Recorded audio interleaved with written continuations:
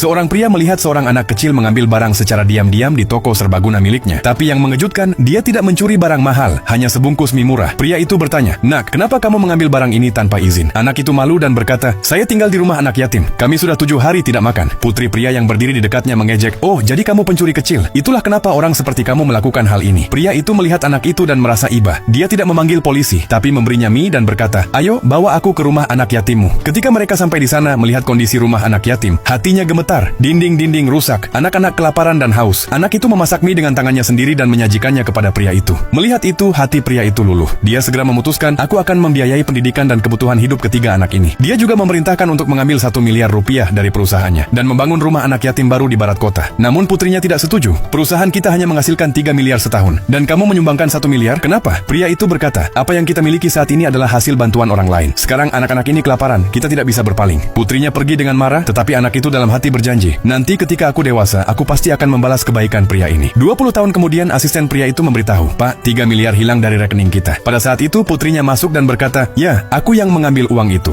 Kamu telah menggunakan uang perusahaan untuk berdonasi. Sekarang jadilah seperti Gandhi sendiri." Dia lalu berkata, "Aku telah menemukan orang tua asliku. Sekarang aku tidak ingin ada hubungan lagi denganmu." Mendengar itu, pria itu terkejut. Lalu berita datang bahwa karyawan yang tidak dibayar melakukan protes di luar perusahaan. Mereka dilempari telur dan sayuran busuk. Namun pria itu berlutut dan berkata, "Perusahaan sudah bangkrut. Beri aku 3 hari. Aku akan membayar hak kalian." Semua orang terharu dan berkata, "Kami beri kamu 3 hari." Kini dia tak punya apa-apa. Bahkan properti dan mobilnya telah dipindahkan ke nama putrinya. Tiba-tiba berita di TV mengatakan, besok Long Group Internasional akan mengadakan lelang proyek senilai 100 miliar di sini. Pria itu berpikir, ini harapanku yang terakhir. Asistennya berkata, "Tapi Pak, kami tidak mendapat undangan." Meski begitu pria itu pergi. Di sana dia bertemu dengan putrinya dan pedagang lama yang semua berkata, "Sudah jadi pengemis, datang ke sini minta sedekah pula." Dia tetap diam, tetapi kemudian marah. 8 tahun lalu kamu kena hutang judi. Aku yang membayar hutangmu, dan sekarang kalian semua merendahkanku. Orang-orang bilang, ini keputusanmu sendiri. Kami tidak memintamu untuk membantu." Tiba-tiba para penjaga keamanan datang untuk mengeluarkannya. Tetapi pada saat itu manajer Long Group datang berlari saat mendengar nama Chen Shilai. Dia terkejut. "Tunggu, semua berhenti." Ternyata anak itu adalah asistennya yang 22 tahun lalu diberi mie oleh pria itu. Dan kini dia telah menjadi CEO perusahaan Long Group.